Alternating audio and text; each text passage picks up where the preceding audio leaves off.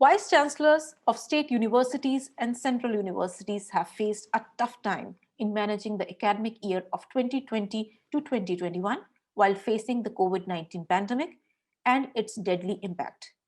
With state and central universities are gearing up for opening their campuses in February, the single biggest challenge before over 1,000 universities and 40,000 plus colleges across the nation is to ensure the safety of students. Another is to prove that campuses are safe zones for education.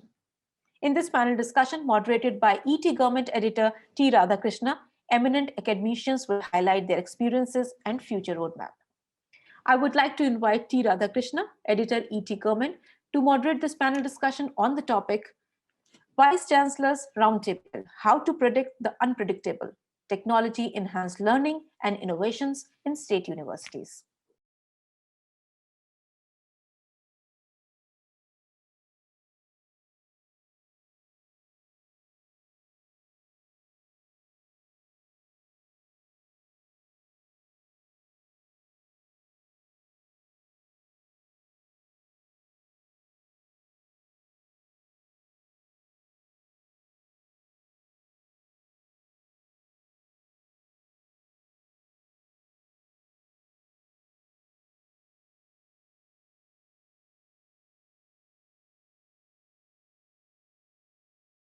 Hi, welcome to today's panel discussion, Vice Chancellor's Roundtable, How to Predict the Unpredictable, Technology Enhanced Learning and Teaching Innovations in Universities. First and foremost question, India is witnessing digital reforms in education sector. Your esteemed institutions provide equal opportunities to citizens, including deprived communities.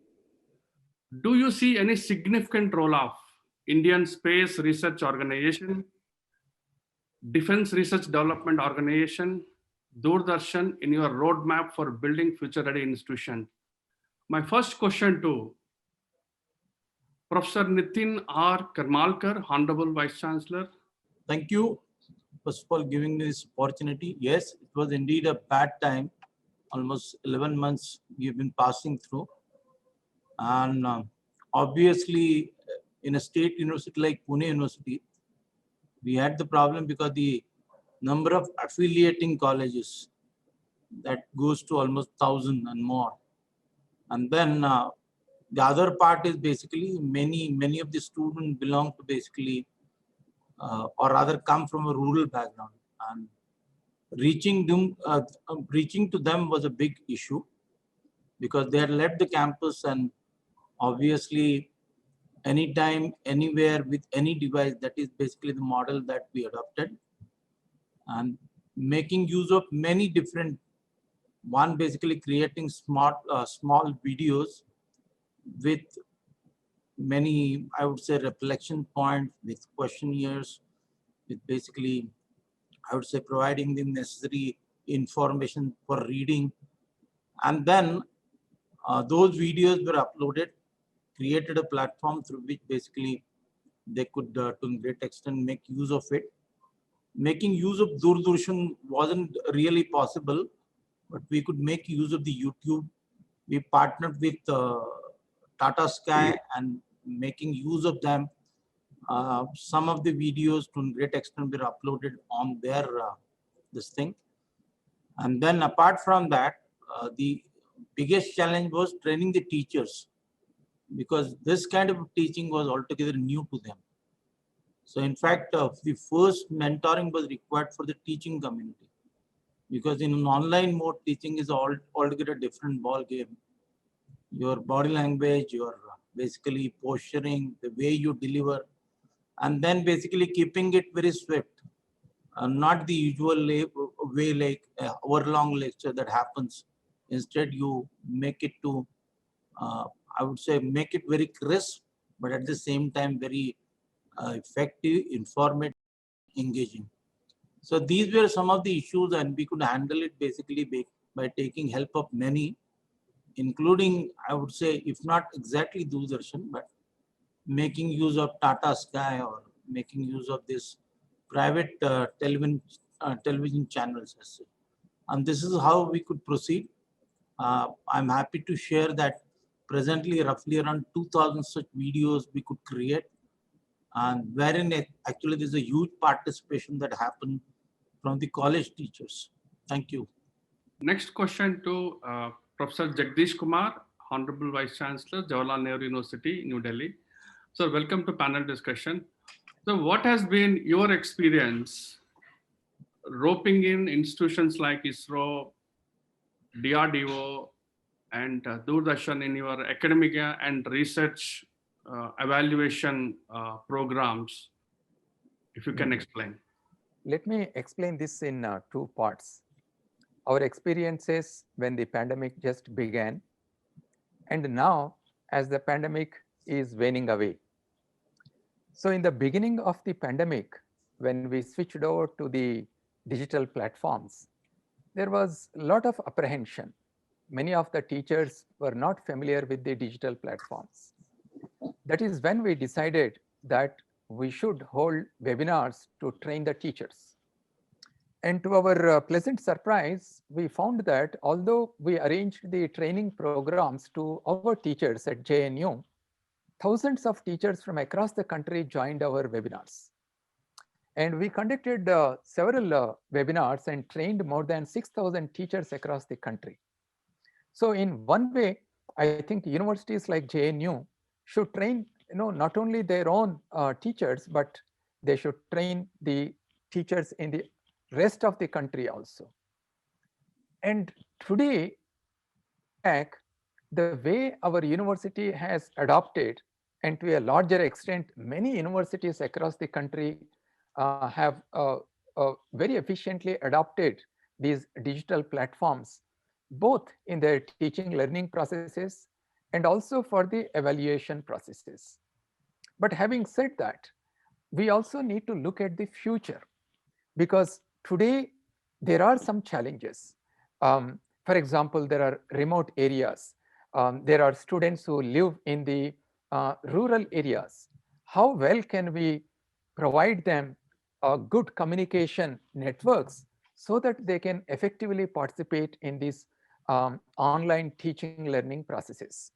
Now, if you look at the fiber optic mission of India, in another 2 years or so, every panchayat in our country will be connected by the fiber optic network. And therefore, we can definitely have access to wideband networks. This is point one. And two, we also need good digital resources. Fortunately, we have platforms such as Swayam, where thousands of videos have been uploaded, and both the Ministry of Education and UGC have been encouraging all the universities to participate in the recording of the lectures and then upload on the Swayam platform.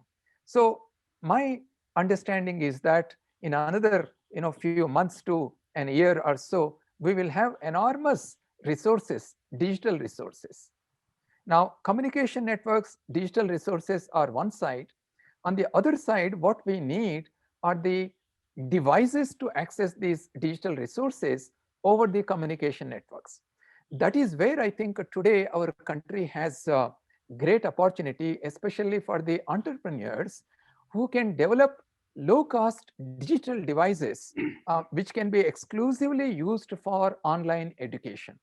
So I see a great opportunity for a country like ours to reach out to millions of students through these digital platforms and take the education that is confined within the walls of the university to the doorsteps of these students.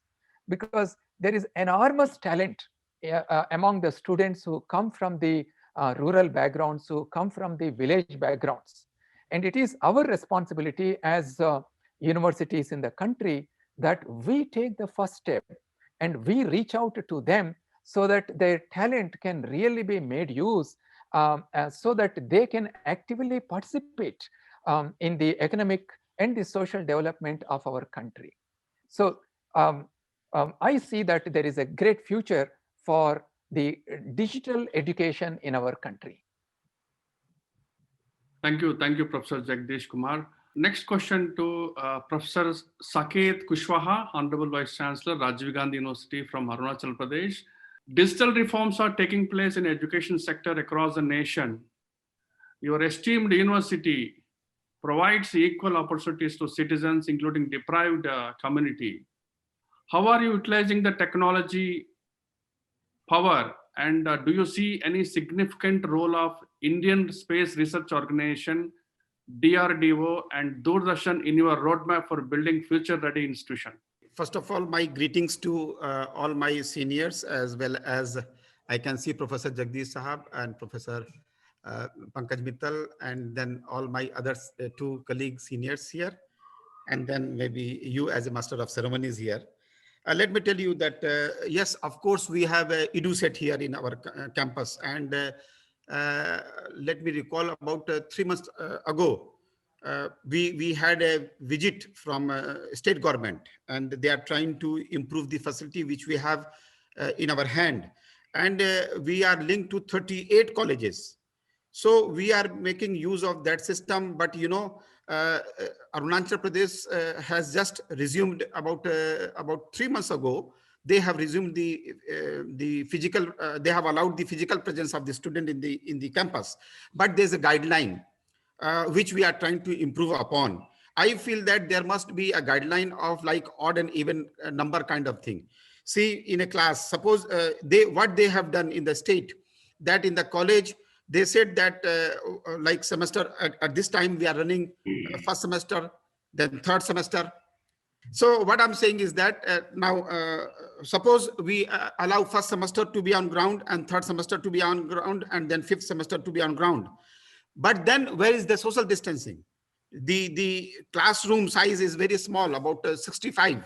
So what I'm telling them that you allow all the semester student to come who is supposed to be on ground and allow 50% strength, like odd number of like Monday, Wednesday, Friday. We could have odd number of students in the class and even number will be outside the class. And then likewise on Tuesday, then Thursday and Saturday, we could have even number of students. I mean, those students having even roll number, they will be in the classroom. So likewise, we can do the swapping and we can maintain the social distancing. So this is one. And ISRO and this like EduSet is very useful in our education system. So we are still trying to enrich this system more. And let me tell you other thing. We have started recording the lectures and all the e-resources. We are sharing it on common platform, maintaining all the protocol of InfluMnet and other copyright issues. So this is what we are doing. I'll go to the State University, Professor N. Rajendran, Honorable Vice Chancellor, Algappa University from Tamil Nadu.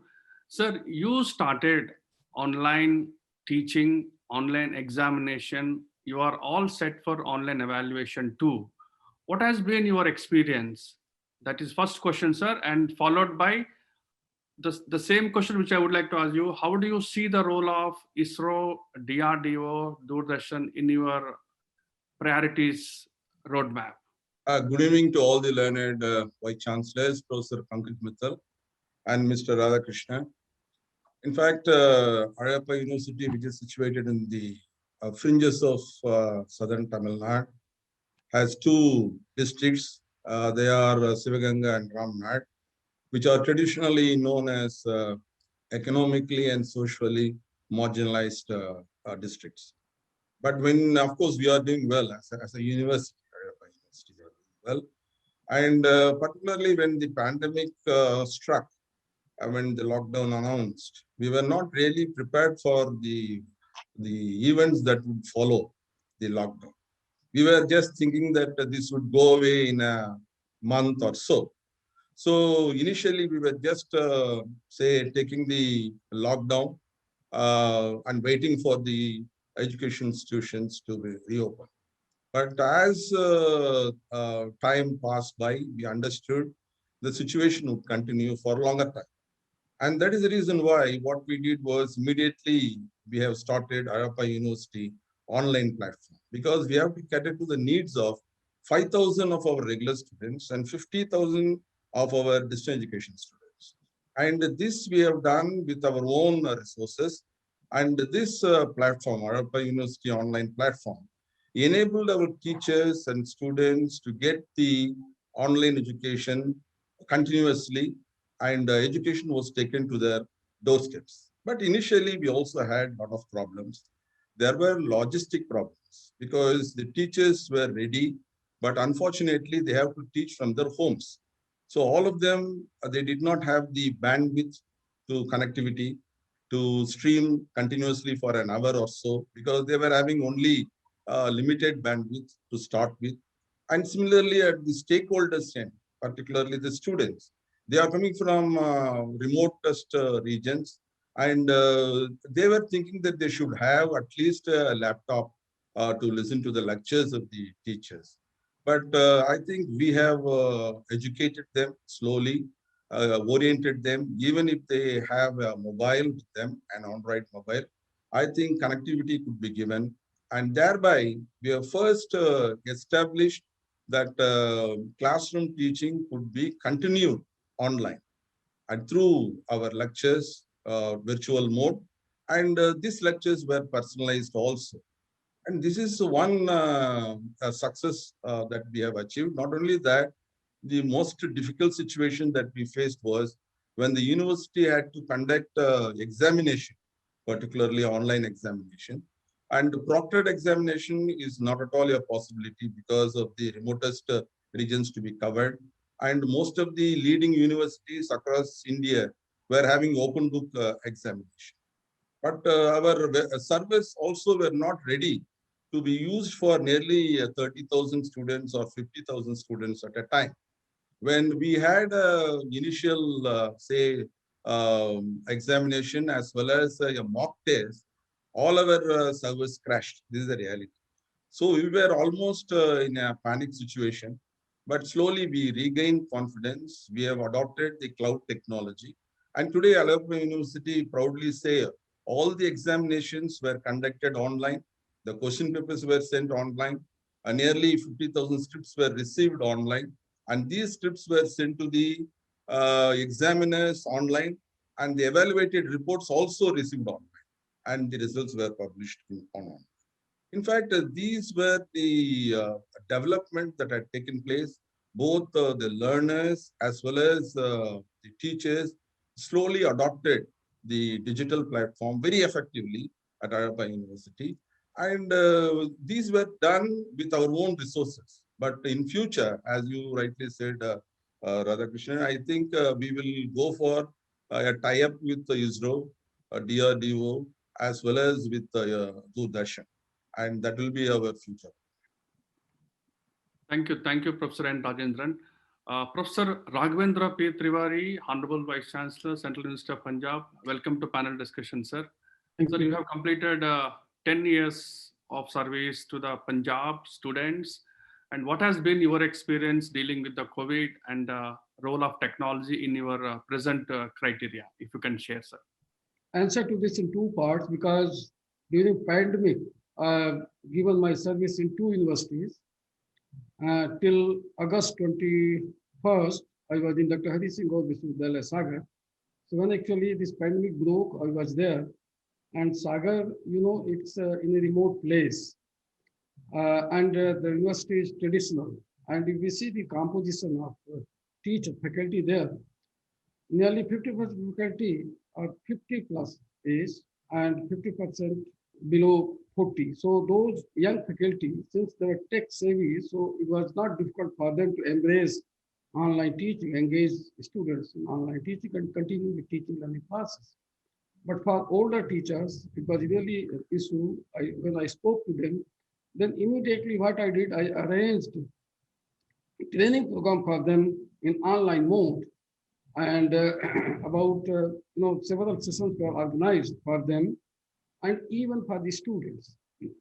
And then they started online teaching. This happened in the first week of April. You know, this pandemic broke and we were asked to close down campus sometime around 18th, 19th of March 2020. So, by second week of April, online teaching commenced in Sagar. Because of this digital divide and majority of the students from rural background, they didn't have smartphone and several other things. So nearly 40% students only in each class on and average, they were attending online classes. So remaining 60%, we needed to engage them as well in the teaching learning. So therefore, we resorted to several other tactics like, sending them reading material through WhatsApp and several other things. But Sagar was lucky in one way because we have EMRC there for the last 25 years. So the teachers of that university, they are running around 15 SWAYAM courses. So that was easy for them to take. And MRC has produced several learning modules around, around 9,000 number, covering different disciplines, different programs that the university is offering. And in the meantime, we also, applied for this community radio because, though it is Central University, but if we see the student diversity in UG program, nearly 85% of the students are from Sagar division. And so we thought that if we arrange one, high frequency radio, community radio sort of thing, then, we can actively engage at least students which are in Sagar district. So that happened, and that was sanctioned, and that is now continuing. So that was the situation there. And then, as a follow-up, I can say now that, they have conducted online examination. And of course, evaluation did not happen online. The answer scripts were downloaded and evaluated manually, and the result is declared. So, that university has kept the schedule prescribed by University Grants Commission. In the meantime, what UGC did is that, earlier there was capping for online education through SWAYAM that was up to 20%. And then looking at this, the UGC commission decided to raise the limit to 40%. So now it is through SWAYAM, teachers can teach or universities can offer online courses up to 40%. Then when I came in Bhatinda, Central University of Punjab, here situation was different because this was, as you rightly said, this was young university, teachers were young. So they were already engaged in online teaching, and they completed course on time. On time here, not as per the academic calendar prescribed, but as per the calendar given by University Grants Commission. So the classes, everything, and even the commencement of new batch that happened well within the time frame given by University Grants Commission.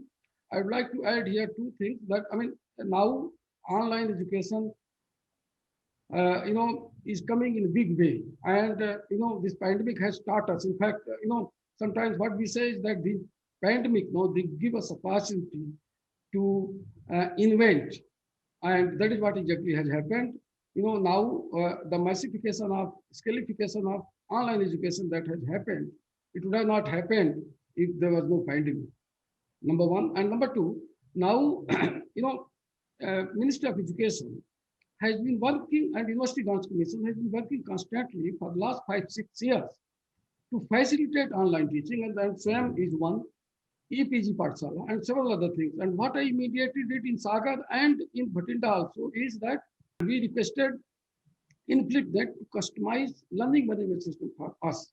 And all the 750 courses that are available in EPG Pathshala platform, these courses were mapped and then customized to our requirement in both the places. So I can proudly say that this Central University of Punjab, as well as Dr. Hari Singh University, we have LMS, and teachers and students both are using it effectively. As far as roping in ISRO and this All India Radio and even this television. Sometime in September, I wrote an article when I realized that this online education need to be promoted, and then how massification can happen in spite of digital divide that we have. So there, we all know that CEC of University Grants Commission is promoting online education through 32 channels that are operated in a very simple device, what we call it DTH. And this is 24/7 on almost all the disciplines that we have in India. they have online modules, lecture modules, and it is very easy to happen because what we actually need is only antenna. Almost every household has a TV, big screen TV, and if you can spend around 1,200 and have access to all the channels in higher education, and likewise taking the clue from here, when Diksha program was announced by Honorable Prime Minister of India, he what was promised is that one channel for one class in school education. I'm talking about to 12. So that is on the very sincere effort on the part of Government of India. And finally, what I would like to say is that to draw a roadmap for implementing National Education Policy 2020, there is big plan, massive plan for technology integration and use in education. Okay. And this group is working on how to take it at greater, how to scale it up. And also, University Grants Commission is working on a document on blended learning. So here, that's several new things that are coming up. It would be premature on my part to discuss all those things here because the plan is not at ground. But this online education, all of us, we need to promote, and because this is solution to many issues. Of course, now we can say that this is not substitute for face-to-face learning. Yes, I agree. But as the things evolve, maybe we can make it as suitable alternative to face-to-face learning because there are several advantages attached to it. So that's what I wanted to say. Thank you for roping me in this program. Thank you, Professor Raghavendra P. Tiwari. I will go to Professor S.A. Kori, Honorable Vice Chancellor, Central University of Andhra Pradesh. Sir, congratulations. You are being appointed by the Honorable President of India as a Vice Chancellor of Central University, Andhra Pradesh. Sir, I would like to know your mandate, since it is a new assignment for you. Just kindly share your mandate and what are your priorities going forward. Thank you, Radhakrishna, for giving an opportunity to participate in this very esteemed Honorable Vice Chancellors of Central University and Dr. Pankaj Mittalji. As many senior colleagues expressed about this, the role of ISRO, the online education. When I was in VTU, maybe more than a decade ago, we introduced that EduSat program. And this EduSat program was mostly introduced in most of the technical professions or institutions across the country. And it was a very successful program. Earlier, they started with the DTH, direct telecast to home, where there is only student can listen and see the teacher face and other things. It is only one end. And most of the student, they come out with the new solution. There is no interactive with the teacher. Unless they have a discussion during the lecture deliverables, it couldn't be understood properly. Then the ISRO came out with the SIT terminal, that is Satellite Interactive Terminal, where questions can be asked by all the student. And in the university, though it has more than 200 affiliated colleges, before the academic term starts, they issue the timetable, which day, which program will be telecast, so that that particular time, all the discipline student, wherever there is a common subject for all the engineering student, they used to join, and all the university kept idle and reserved for this associate program. So India had faced such kind of an innovative practices earlier in the educational system, and now it is more on pandemic. Forcibly, all the institution has to go and adopted this online education. Though many of my colleagues said, because since we don't have any alternative and we are forced to do, but how best it was effective was one of the questions to be asked by ourselves, either with the teachers or to the student. So we made some extent the engagement of the student so that they'll be all the time constant with the subject or whatever it is. But how best it is an effective. If you look at the statistics, either the bandwidth, we have more rural areas and more combined families where the student could not listen even the lecture taught by the teacher properly because so many other people are there. There is a small house where people are staying with 4 to 5 people. It will not be very effective.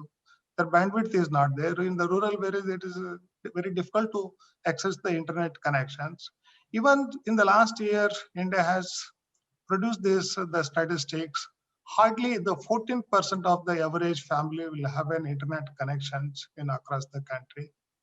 Though the Kerala is having very highest the literacy, it has around 25 to 26% of these internet connections in every home. And the first one is Delhi around 35%.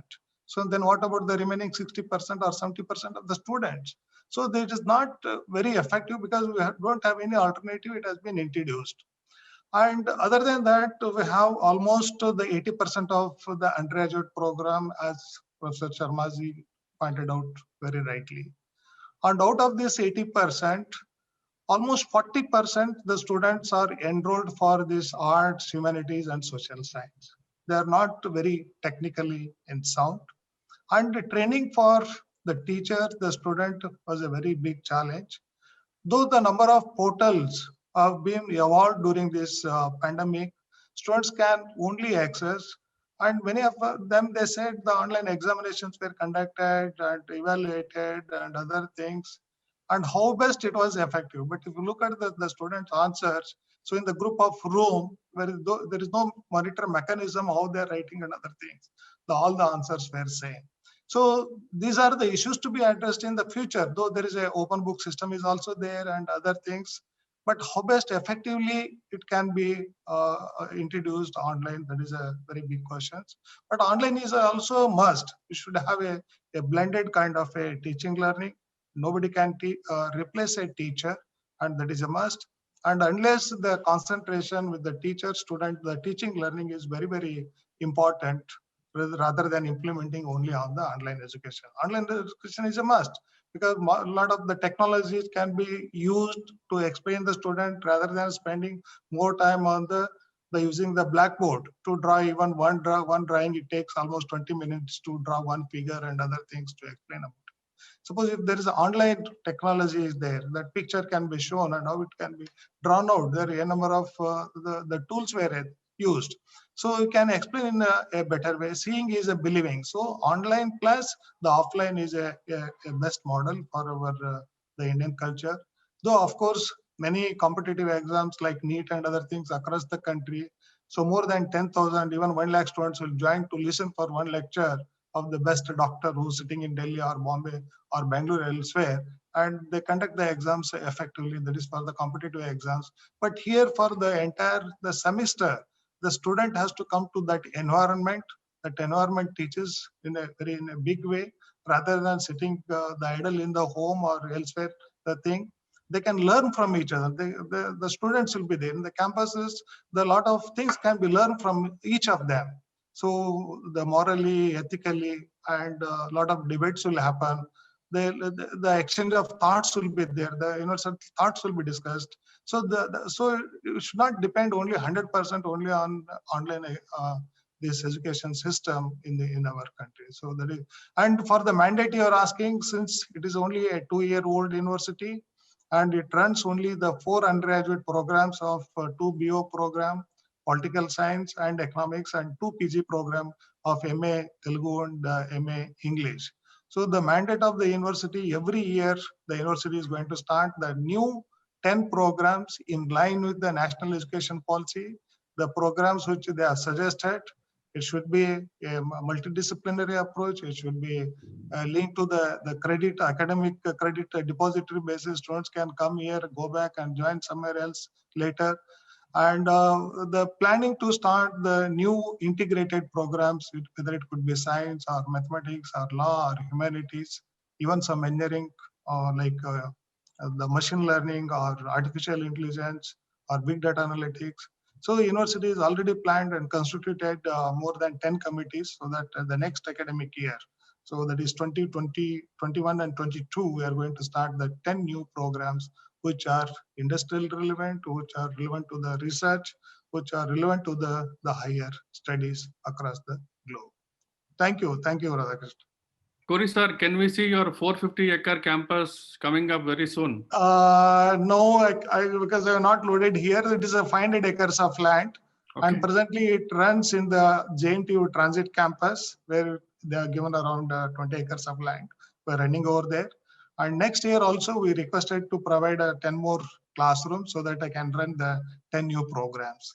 Thank So you. it's Thank you, going to Gauri, sir. come Thank maybe you. 1 or 2 years later. Thank you. Thank you for Thank giving you. me an opportunity. Thank you.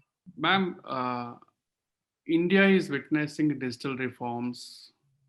I could see a little barrier, State universities have limited resources. Central universities are supported by the government of India. Private universities are running fast and they are generating adequate resources for completely going hybrid learning and blended learning models. Where does India stand? It is a global pandemic. India is adopting the complete online education system. If you see the global market, where does India stand in the pandemic situation, especially in higher education scenario? If you could explain elaborately. Thank you, Dr. Radhakrishnan, not only for asking that question, but also for inviting me here. And greetings to all the fellow panelists from AIU. See, when we see the global scenario, and we have been going in many, many international webinars also, and when we talk of digital divide, I mean, the issues which are relating to online education are basically two. One is digital divide, and second is the capacity building of the teachers to teach online. So when we talk of the digital divide, that not everybody in the country has access to, say, devices, internet, and the required bandwidth. So that issue is world over. It's not that only India is grappling with that issue, because in many webinars, whether it is Europe or countries like USA, which are very developed countries, they are also experiencing the digital divide, where some have very good access to all these resources and some do not. So India, if you say that, where do you see India in the global scenario? I think the situation is almost the same for everybody. Maybe in developed countries, the digital divide is a little less, but it is there. So that is a major issue, that how to bridge this digital divide. And to take care of that, of course, the private universities are spending a lot. The government is also doing its own part by spending a lot on the infrastructure. Infrastructure means digital infrastructure rather than the brick and mortar infrastructure. And we did conduct a survey. AIU did a survey on online preparedness of Indian universities for online education. So that survey also indicated that there is a digital divide, and there are universities where the access to all these technical resources is not there, but slowly they are making up. And as far as capacity building is concerned, that was a larger issue. But as told by many of the fellow panelists, our teachers took it upon themselves to learn online. Many universities did their own online programs, but AIU on their own, because we are a association with 822 universities as its members, and we feel that it is our responsibility to take care of our universities. And when we say universities, the faculty as well as students of the universities. So we did many programs for the faculty. Right now also we have entered into a collaboration with Crosspeer, which is a UK-based agency which is doing a lot of online courses.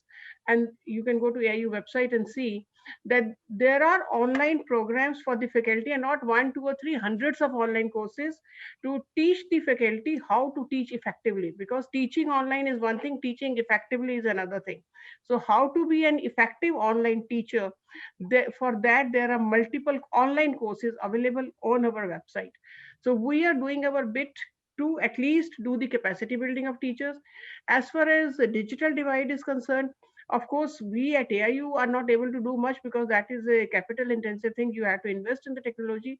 But yes, of course, we are training the teachers on how to use various platforms which are available, how to do the assessment and evaluation online, how to do online placement and online internships of the students.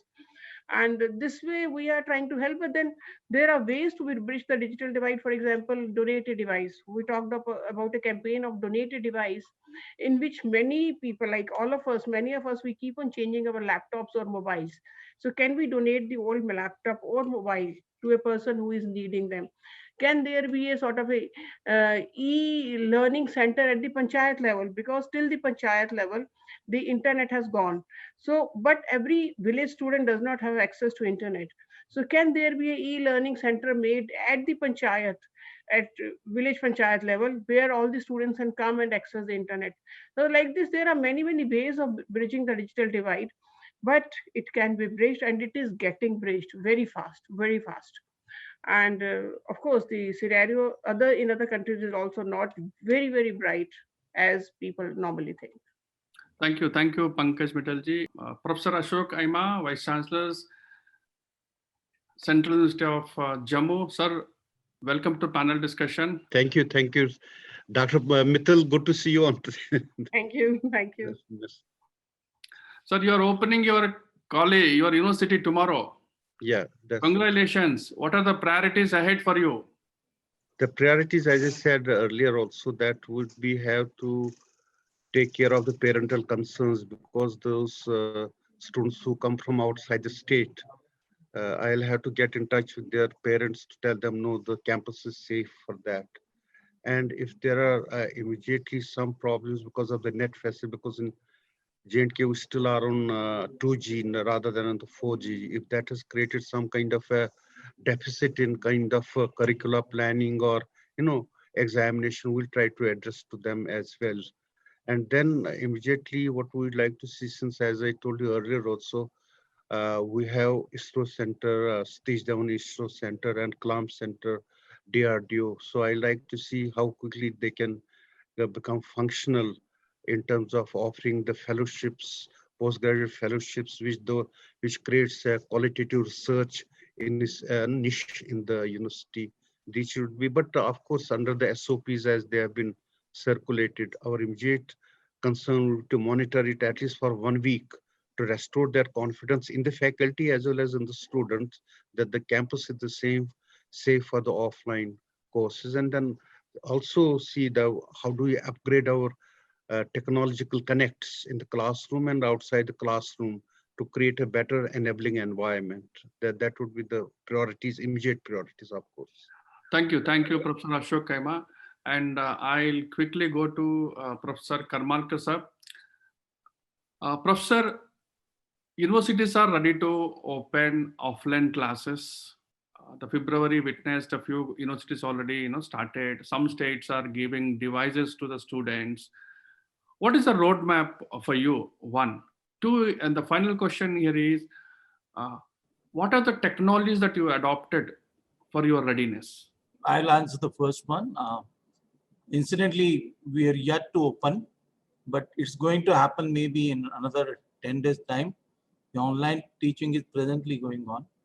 And whenever basically the campus or the colleges get open, the priority is going to be for a hybrid kind of a learning. The reason being basically as the UGC has issued an SOP wherein the hostels cannot be shared, like it cannot be on a shared basis. So those students who are coming from outside, basically, they will be given a preference, but again, they would be called in batches, not at once, basically. So maybe a priority initially would be provided to conduct the practicals, basically, generally for science students and even for the engineering technical student. So that is the priority. Rest all things you can manage in online mode. The practicals cannot be replaced, and therefore, first priority would be for those students belonging to basically technical and sciences. Those would be coming and doing their practicals. We are to a great extent thinking of bringing in students in batches, maybe thrice a week, perhaps the first 2 days, one batch, then replaced by the next batch, that is more or less 33%, you can call it, 33. The idea is basically, as COVID has taught us, the separation period is 14 days. And then if something goes wrong with the student, he gets a time basically to get recovered in those 14 days. And that is what the plan with which we are going at. Obviously, the hostels have been sanitized and the rest all precautions and SOPs we have mandated to the colleges also. And technologically speaking, as I said, initially in the beginning, we created our own LMS system, which is cloud-based. So obviously, initially we trained about, say, we started with 15 colleges, reached to now more or less 250 odd colleges, and we are slowly increasing. And likewise, basically, the content as well as the delivery that is happening. The examination, obviously, we had to outsource it to and that is what is a priority. We would be creating our own platform through which we will be able to conduct the examination also. And wherein obviously someone initially had mentioned about basically the sanctity of the examination, proctoring is to a great extent an essential component. So making use of artificial intelligence, making use of other known technologies, how do we actually monitor the student while they are writing their papers? So that is what more or less is in final stage. Roughly more or less 90% of that platform is ready. 10% additions and perhaps testing is we are awaiting for it. So that is how we are getting prepared for. And then even basically as well as when the teaching is going to be in hybrid mode, obviously examinations are also going to be in hybrid mode. We will be giving preference to the student, those who intend to go for online. That preference is provided for those who has the required devices and required sort of a technology, as well as those basically who do not have tabs or laptops. For them, obviously, it will be a physical conduct of examination, but we'll be bringing them on the college in one particular classroom, wherein we would provide them the necessary sort of devices, including the tabs as well as the laptops. And that is how we are planning for the next academic year. Thank you so very much. Will you have a COVID test center in your campus? Yes, in fact, this university, as I mentioned, is 70 years old university.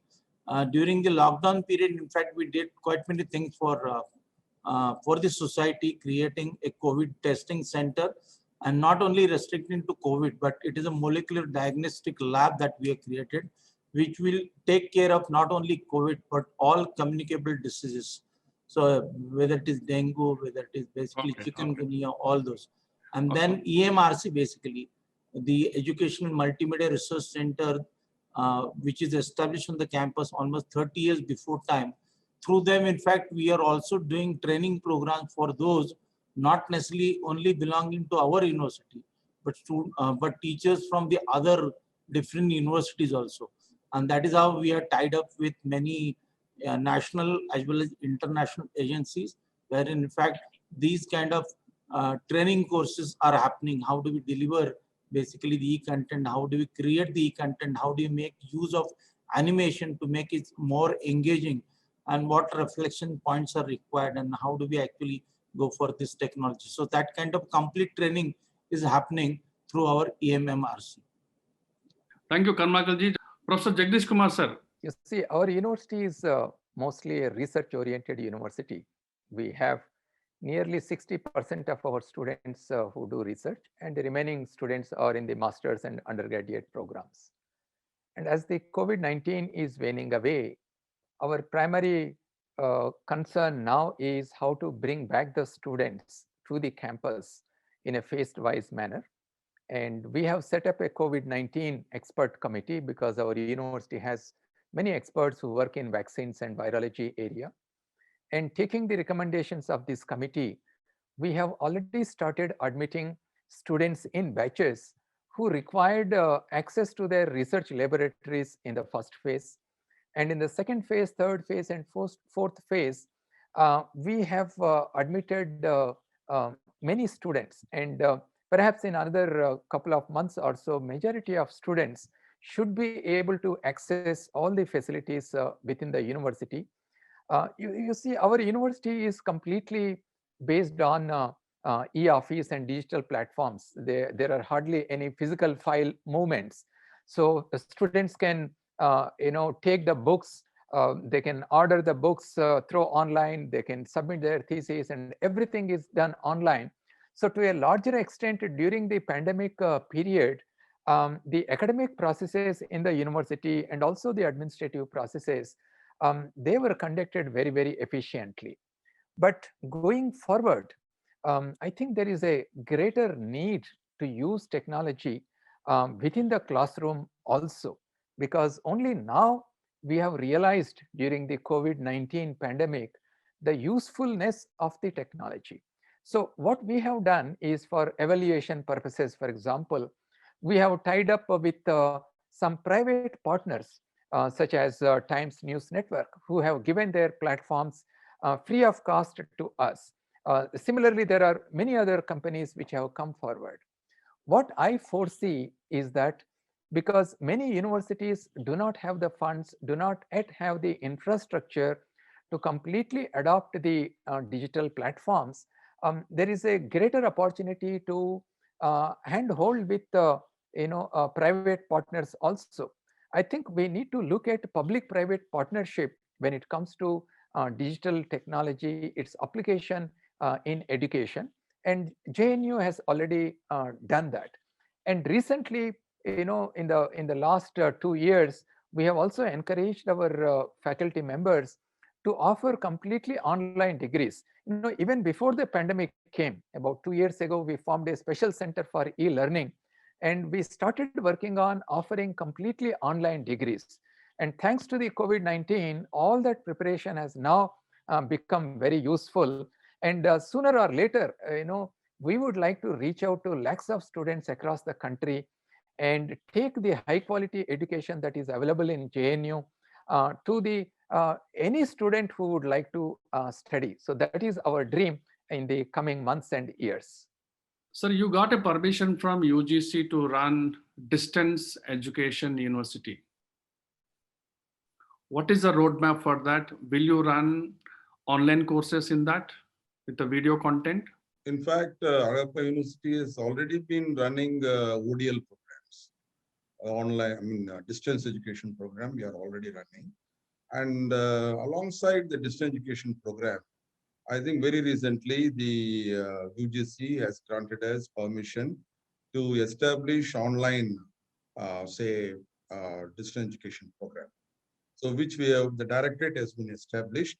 And definitely we are going to be catering to the needs of people very effectively through this online platform, where we are given to run conduct of 10 courses, 10 programs for PG and 3 programs for UG we are going to conduct.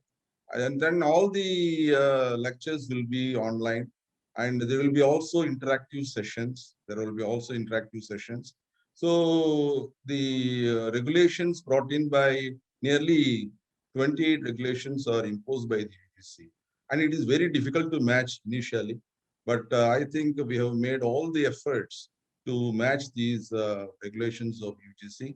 And we have successfully tested these regulations also. And I think we will launch it by next week. We are launching the entire program online. So alongside, I think the biggest problem that we are facing now is, apart from the online program as well as distance education program, our university may be opening next week. So this is what we call new normalcy. So the new normalcy situation is something different from the normalcy situation. Because all these students, 5,000 students will be flooding the university. And again, all these students in affiliated colleges will also be coming. So we have to provide safe as well as secure environment for the student. This is most, I think, predominantly in our minds to safeguard the interests of the students. So this is what we are going to have. Let's go to Professor Raghavendra P. Tiwari, the center of the Punjab, Central University, Punjab. Sir, your readiness for opening university for your students and technologies that you are adopting for the future education, if you can elaborate, sir. In October 2020, we opened for all PhD scholars. We sent them mail, everything through our website, and also we have the WhatsApp group of our research scholars and students. So we asked them to come because their work was suffering, and those who particularly in 3rd year and 4th year, if we did not allow them, their PhD program would have been prolonged unnecessarily, and we know that the fellowship is only for 4 years. Initial response was very poor. Till December we had around 30% of PhD scholars with us in the campus. Now, after a repeated call, now the number has gone up to 50%. About 50% research scholars still have not turned up. Simultaneously, we opened up for third semester students, science students, those who have to do practicals, lab work. There also the situation is very poor. You know, even now we have around 40% third semester students who did practical. Now the online theory examination is over, practicals are all over, results are declared. Now they have gone to fourth semester. So, you know, what we are doing, because, you know, we have commenced fourth semester classes as well. So what we have done is that those who are in the campus, they will attend offline, and those who have not come, their online classes will be conducted. And what arrangement we are making is that, you know, that in the same class, teacher taking offline classes, and students will connect on online also, because otherwise, you know, the workload will be double. So that is what we are planning now, that offline, online, both in the same class. Those who are in the campus, they will attend offline, and those who have not come, they will attend online. So this one, now we are also enhancing the bandwidth available in the campus, so that, you know, this connectivity issue can be sorted out. There are some issues, even now, this program also, we see sometimes, you know, there's connectivity issue and we are hanged up. So this is one. Now, third one is that, you know, we are going for, as I said earlier, that Swayamprabha DTS will have in all the rooms, even in the hostels, so that students can have access. And we have also set up a studio for creating e-content, which is very necessary, because, you know, even after the classes are over, if some students, they want to view what has transpired in the classroom, and if this can be recorded and, you know, uploaded in the respective teachers, you know, account in the university website.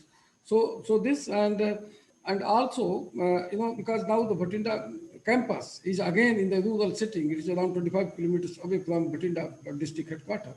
So we have applied for community radio here as well, and we are trying to rope in ISRO, DRDO. We have already written to DRDO, and the response is good. So, you know, we are making all efforts to make, you know, education, impart education continuously without any gap, because the continuum is necessary. And we are also trying to, you know, to reduce the delay time but to the maximum extent, so that students really, they do not lose in terms of months also. Okay. Okay. Yeah, so these are the plans. Thank you. Thank you. Thank you, Tiwari Saab. Professor Saket Kushwaha Saab, what are the challenges you are facing to open your university, and what are the new technologies that you are going to adopt for future readiness, sir? Well, thank you very much. Let me tell you that challenges what we have in hand, you know, this is northeastern state. The hospital facility, I think Professor Tiwari is a staff, faculty of in this area, northeastern part. He will witness to you, and many more will know that the facilities, health-related facilities, are not enough. So my fear is not the calling the student on campus. My fear is that I cannot be party to have a pressure on the state government. That is one thing. This because of the limited health facility available in the state. But the other thing is that DC, the in full swing, suppose we have students. So the capacity, hostel capacity is 1,250 students we can accommodate. But our intake capacity is 2,400, almost 50% in the hostel, 50% outside. And people in the nearby area, they are not renting out their houses. You know, in this part of the country, this social isolation kind of thing is very serious. I mean, even at the village level, they don't allow people anyhow, once they have put the mark that no one can enter. So the problem is that around this area, students are finding it difficult to get some accommodation. This is one thing. Other thing is that we have started the hostel, PhD hostel. And now from first week of April, we are going to also open the hostels with the capacity 600 only, because, you know, one room, one student. That means we are going to invite now students who are in the third semester, they are writing exams. Currently, I'm talking to you. Our exams are in full swing, online blended mode exams, and we are going to finish very soon. And then we are from 1st April, we are going to call all those students. Sir, I'll go to Professor S.A. Khoury, sir. Sir, in your earlier assignments, you have successfully built private-public partnerships in Karnataka, in your previous assignments.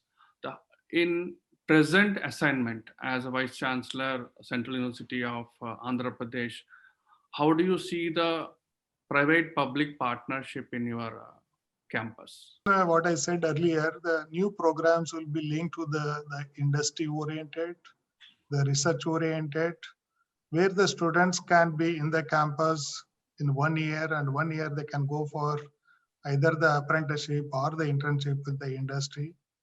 They'll also earn while learn. That concept I wanted to bring here. And they can, if they want to go to any other institute also, they are permitted. And we are going to have a collaboration with national institutes and some of the collaboration with the international institute in the area of the curriculum development. So we are going to adopt that outcome-based education. So we are going to adopt that Society 5.0, what the Japan is foreseeing in the future.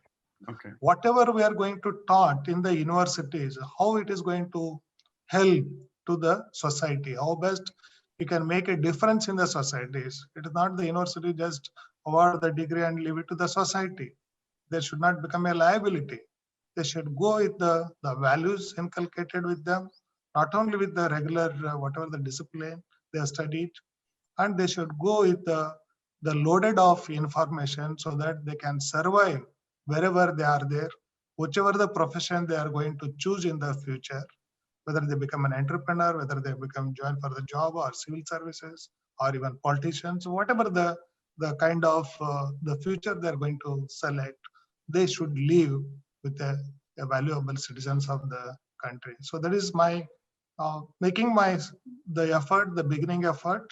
So in that contest, we are going to add some more the add-on courses along with the regular subject. They should have an awareness about our constitution, the environmental issues, the cyber security issues, because the technology is using from small kid to the oldest person, but how effectively it is to be used is a more important. The cyber crimes are increasing, and the student may not know if they do it, what is the kind of the punishment they'll get it.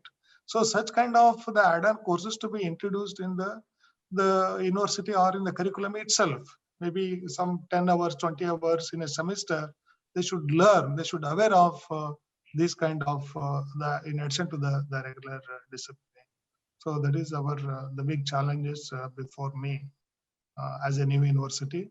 Okay. With respect to COVID, we have a very limited number of students. In the final year, about 100 students are there. And we are going to start the academic offline classes from 15th of February. And we already issued the circular. So student has to follow all the COVID norms. Before 48 hours, they should get a swab test and other things. Since we do not have the facilities, we are going to instruct and we're going to request the district administration to take care of the health issues and other things, like what other my colleagues are having the facilities in the campus itself. So that arrangements has been already taken care. I'll go to Pankaj ma'am. Ma'am, you always saying that device is very important tool for students to connect with their education institution and continuously learning.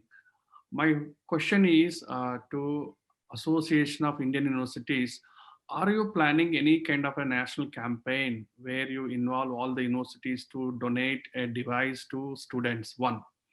Two is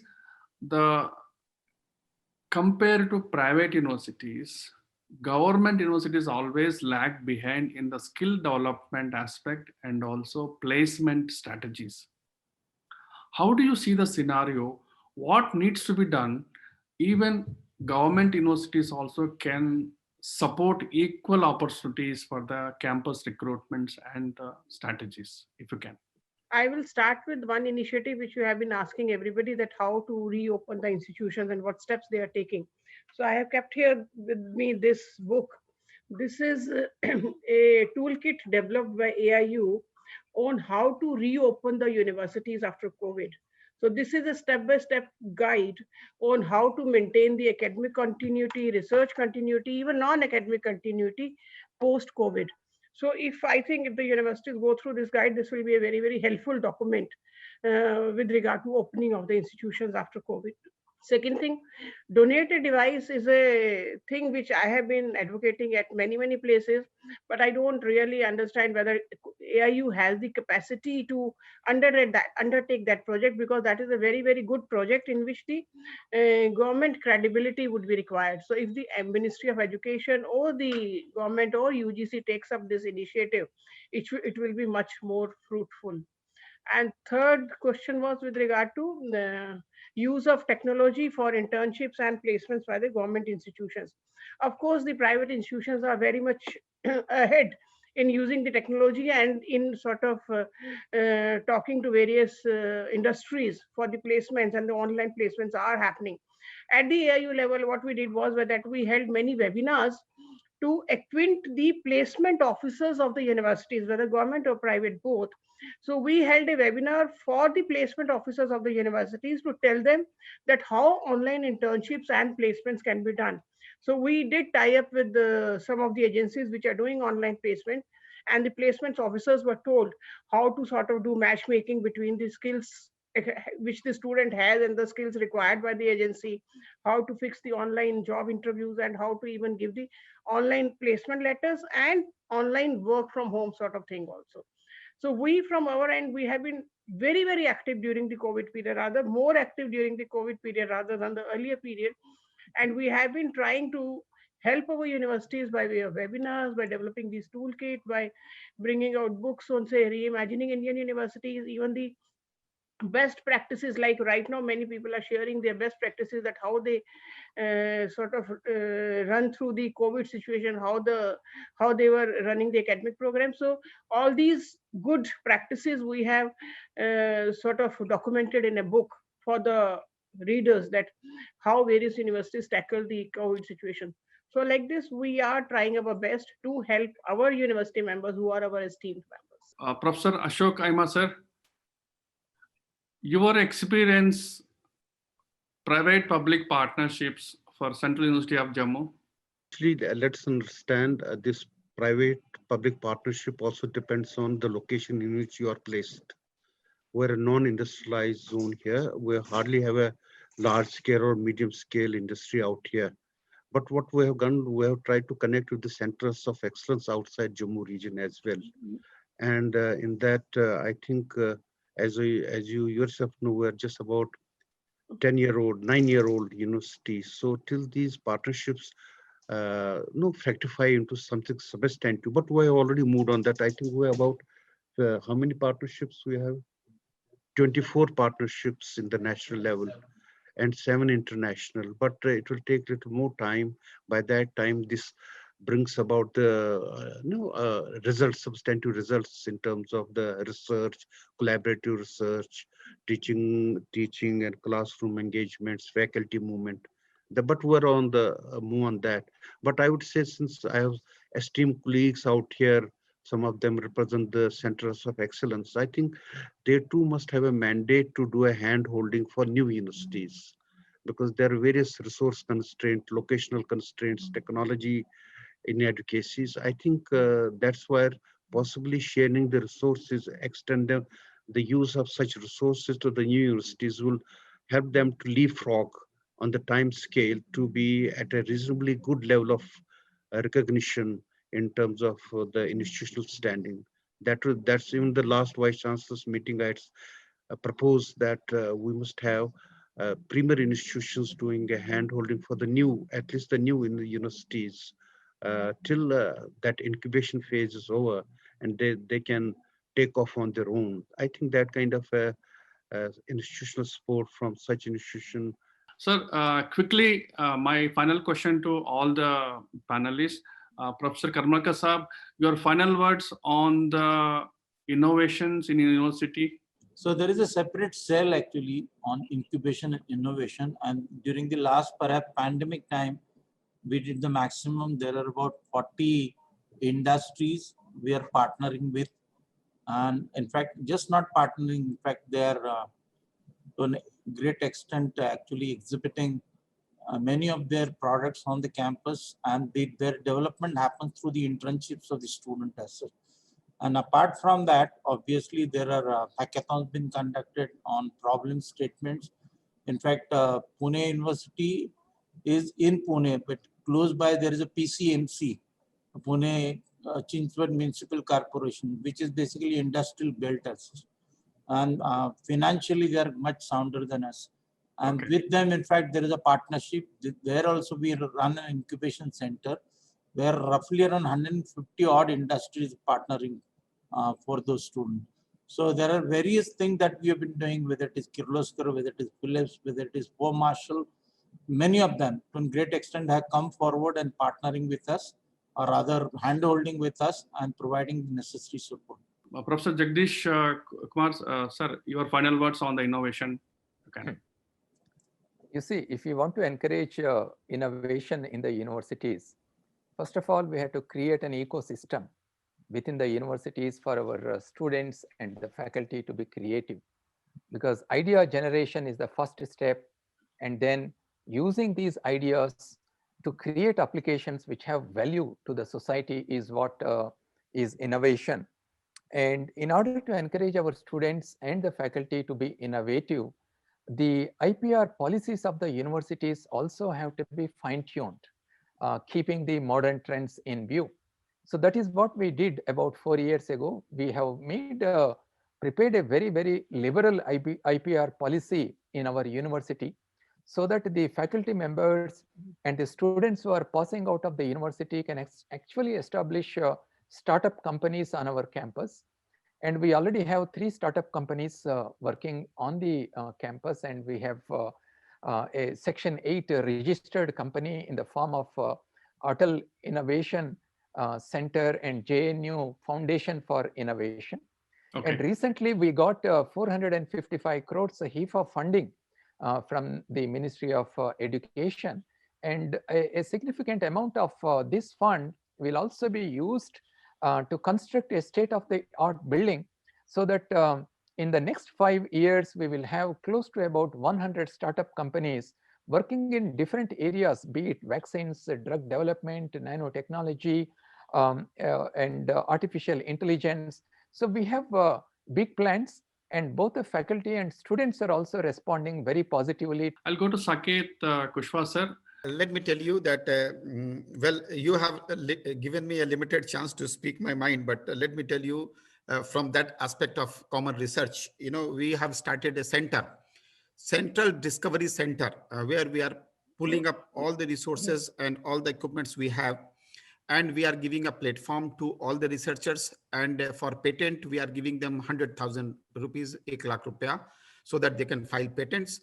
But I have a reservation in my mind. Maybe it is a proper platform for me to share. You see, the concept of giving suo motu fellowship for PhD, and students are basically involved in repetitive or confirmative kind of research. So I think there is the need for us to look into this matter again. That when you intend to have kind of problem-solving research, and then you somehow we have to, like I'm also doing this Atal Incubation Center, and I have gotten promise from state government also, 2.5 crore I have gotten Niti Aayog, and then about 4 crore I'm getting from state government, where we are trying to start the 4 startups in the campus, which is almost at the final stage. And we have also registered the RGU in Company Act number 8. But the thing is that under that Discovery Center, I want to give a platform where really the vibrating brains could come together under the supervision of either industry or even the higher end research institution to have some tangible research. Because the way I feel we are giving degrees, I'm also output of this, the same system. But the thing is that students take a topic and they bring out a document. It could be a master's degree dissertation or MPhil project or maybe PhD thesis. But at the end, it is not being used anywhere. So that kind of thinking has to be discussed somewhere. Brainstorming has to be done. This is one. Second thing is that under faculty development program, and because of COVID new normal issue, I have given laptop. I mean, everything is in place. 100% faculty is going to get laptop. we have given them earlier also, and now we are going to repeat the same thing. And then for publication issues, you see, the thing is that Scopus, we are giving them grant with their salary to do the publication. So with this kind of measures, we are trying to encourage people to involve in tangible, good research. This is one. Second thing is that electricity and other issues. Now, government of Arunachal Pradesh, we have a good relationship with the government of Arunachal Pradesh. So they have given us a dedicated line. And you will be surprised to note that in the recent past, in 1 year, they have given me 51 crore to buy the bus, to high mast, so many other things. So I think we have to also bring the state government and their role also within the system. So electricity is not a problem.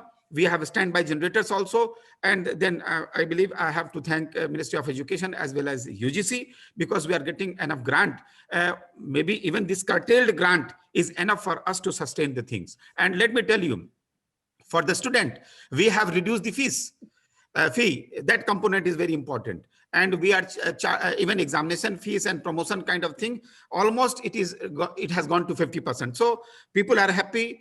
We are trying to have create an environment, enabling environment where we can encourage a student to have tangible, focused output. Thank you. Mr. N. Rajendran, the output of the university is the input of industry. So how do you see the placement strategy for a state university like Alagappa? Your final words. Yes, in fact, it is a very vital issue indeed, as far as higher education is concerned. And in fact, Alayappa University has EIC Hub, that is called Entrepreneurship Innovation Career Hub, which has been started in February 2019, and under which we also have innovation, incubation, and startup also. So the idea is that whatever ideas generated in the labs of our university, it could be labs as well as in the sphere of social sciences, they will be incubated under this. And then the startups also, we are giving certain grants, for which out of RUSA grants, we have set about 5 crores rupees for this project. Already this center is working on many programs, very innovative programs, and catering to the needs of many students across these districts of Sivaganga and Ramnad. And we are also integrated with all the departments, all the 50 departments of a university. And thereby, we would like to put into practice the theme underlined in the national education policy. The graduates should have both the knowledge and skill. And that is exactly the point. So we will provide knowledge, theoretical knowledge, as well as practical skills to us. That's all. Professor Raghavendra P. Tiwari Saab. We are finalizing our innovation policy, consultancy policy, IPR policy, number one. Number two, we are revising our syllabus, and in all our PG programs, last semester would be project-based, one complete semester project-based. And in certain subjects, depending on the requirement, we'll have field visits, excursions and all, so that and the type of experiential learning that is stipulated in NEP 2020, that really happens. And of course, we have set up ideation center where students are involved in creating ideas, discussing their ideas with their mentors. We have mentor-mentee relationship. I mean, we have made this arrangement where every student has a mentor. And so these, and then we have also innovations. We have made innovation cell where these ideas are shared, and then the mentors, they sharpen their ideas, and then we develop proof of concept, and then finally go to incubation where these ideas can be really proved, and then they can be made industry ready. So since we are offering only PG program, PG and research program, therefore this whole thing would be very easy for us, and I'm hopeful that within a year, this will really yield tangible result, number one. And number two, I'd like to say that the universities were started in 2009 and afterwards, our university is the only one which figures in top 100 in NIRF. And so we have enough potential to develop as a really good research university, and our all effort would be to really capitalize and take up the issues which are sort of vocal for local, like in this Malwa region of Punjab, we have the issue of heavy metal in the groundwater, and that is creating a lot of health hazards. So we have tied up with national level research institution to research on this, and even on burning of parali, which is causing a lot of environmental pollution. So these two are the thrust area that we have added into existing thrust area of our university to really train the students and really inculcate the skills that is required to become to develop global competencies in them, and that is really the mission of our NEP 2020. So we are preparing ourselves, gearing ourselves to implement all new paradigms in NEP 2020 to take our learning system to greater heights. Thank you. I'll go to Professor S.A. Khoury, sir. Sir, your final word, sir. Any university to grow, that environment has to be created. And since I'm the youngest thing, I'm going to create that kind of an environment. And we'll face the challenges, whatever it comes, and we have to face all the challenges and deliver the best things to the student and as well as to the society. That's my words. Professor Ashok Aima, sir. I think that as my colleague said, that we'll have to create employment opportunities in the local ecosystem here, keeping the resource, the regional resource profile and its capacity to absorb it into the industrial sector, which are minimal. Therefore, I would say we're given this incubation center by Ministry of Small, Medium, Small, Micro, Small, Medium Enterprise way back in 2015. But in our region, keeping the resource characteristics and constraints, I think we need to innovation both in product as well as in the processes. And the product necessarily needs to be in the horticulture, agriculture, handicrafts, food technologies, post-harvest techniques, and in processes like we get a Karur pilgrimage to Mata Vaishno Devi, what kind of process innovations care. But by and large, in this, I think you have to look to the filing of patents, how many of them result into the commercialization. I think we need to catch up on that and see that sometimes patenting is more of an academic exercise rather than seeing that they logically end up in a commercial venture, barring some of the center of excellence. I think we need to create a separate and culture of incubation and innovation in all universities so that it will have a multiplier effect in times to come. Cumulatively, they can generate that kind of a ecosystem. Therefore, it's a welcome step that our UT government recently, the government has announced setting up of incubation center all across the degree colleges. We have about 80 degree colleges, so that they can do have the hand holding from the centers like IIIM, who are very heavily into the pharmaceuticals. So I think we're beginning in that, right? But I think in academic culture and orientation, incubation should not only be restricted to painting a file for citations, but I think they should be more tested in terms of their commercial launches. That would be a augur well for the future of the incubating activities and innovation practices in the universities. Professor Ashok sir, thank you very much. Sir was telling me a missile may hamper or not hamper the society, but poor education definitely hampers the society. I can record it. I said missiles may destroy or may not destroy the nations, but poor quality of education surely does destroy a nation. So we need to look at that. Dr. Pankaj Mittal, ma'am. I feel the biggest innovation in Indian university systems would be that all our universities start teaching differently. I mean, instead of giving importance to rote learning, which was there, and it is also given in the national education policy, if the students are taught in a manner which promotes critical thinking, creativity, design thinking, application-oriented studies, problem-solving techniques, everything will be solved automatically, and every student will have the capacity to become an entrepreneur. So similarly, the biggest innovation in the policy is ABC, that is Academic Bank of Credit, which gives wings to the students to fly high and to continue his education lifelong. I mean that the ABC is giving the freedom to the students to choose freedom to choose a subject, freedom to choose multiple universities within a program, and freedom of speech. So if these two things are done, that will be the biggest innovation in the Indian higher education system, which will go a long way. With this, I conclude today's panel discussion. I sincerely thank our esteemed guest speakers, Professor Nitin R. Karmalkar, Honorable Vice Chancellor, Savitri Bhai Phule, Pune University. Professor M. Jagdish Kumar, Honorable Vice Chancellor, Jawaharlal Nehru University, New Delhi. Professor Saket Kushwaha, Honorable VC, Rajiv Gandhi University from Arunachal Pradesh. Professor N. Rajendran, Honorable VC, Algappa University, Tamil Nadu. Professor Raghavendra P. Tiwari, Honorable VC, Central University of Punjab. Professor Ashok Aima, Honorable VC, Central University of Jammu.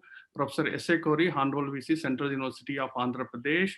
Professor Pankaj Mittal, Secretary General, Association of Indian Universities. Thank you very much, ladies and gentlemen.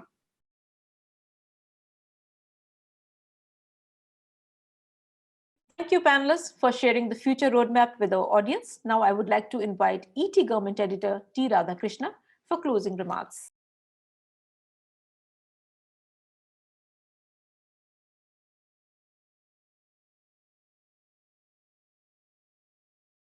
Respected Chief Guest, Guest of Honor, and distinguished speakers, eminent academicians, Chief Human Resource Officers, and partners. On behalf of ET Government, I rise to formally propose a vote of thanks, Education, Innovation, and Skill Summit for making it a grand success. Our Chief Guest, Union Education Minister Dr. Ramesh Pokhriyal Nishank says in his inaugural address that the Union Education Ministry is ready with its implementation plan for the rollout of national education policy in a phased manner beginning 2021 and 2022 academic year, in a major push to digital reforms in the public education sector across the country. As part of the digital reforms in the public education sector, the ministry is working on a national action plan with key result areas for every state, considering factors attributable to the gaps. The ministry recognizes and considers technology as an enabler for increasing the effectiveness of education. With this in view, adequate measures are being undertaken to integrate technology as recommended by the NEP. Thank you, Honorable Minister. The fourth pillar of Union Budget of fiscal 2021 and 22, the Indian education sector got 93,224 crore boost after the Union Budget announcement by Finance Minister Nirmala Sitharaman. The total allocation stood at rupees 54,873.66 crore for school education and rupees 38,325.15 crore for higher education in budget estimate. Karnataka Deputy Chief Minister Dr. C.N. Ashwath Narayan says Karnataka is planning to make all its government colleges, around 800 in number, as smart classrooms, apart from undertaking several major reforms to boost quality and hybrid learning. Thank you, Honorable Deputy Chief Minister. While the Union Ministry of Skill Development and Entrepreneurship is planning to set up its ongoing skill initiatives using technology, says its Secretary Praveen Kumar, while Infosys co-founder and IIIT Bangalore chairman Chris Gopalakrishnan highlights the advantages of India in becoming global destination for higher education. For the past few hours, we had discussions over the range of subjects covering the entire spectrum of digital reforms in higher education and skill development. As many as 38 eminent speakers participated in as many as 5 important sessions. How e-governance has become an integral part of the vision of the central government. Likewise, digital reforms are taking place in higher education and skill development. The Education Innovation and Skill Summit has noticed that the higher education is coping with the change using the technology. The summit also witnessed very interesting discussions on international collaborations, vice chancellors roundtables, digital reform policies for state higher education departments, new innovations for state skill missions, and so on. My special thanks to all our support partners, Association of Indian Universities, Algappa University, Andhra Pradesh Council of Higher Education, and TASK from Government of Telangana. I once again thank you, our distinguished guests and eminent speakers and delegates for making the summit a memorable one. Keep watching etgovernment.com for latest updates on e-governance and digital transformation. We shall meet you soon with another exciting opportunity. Thank you very much.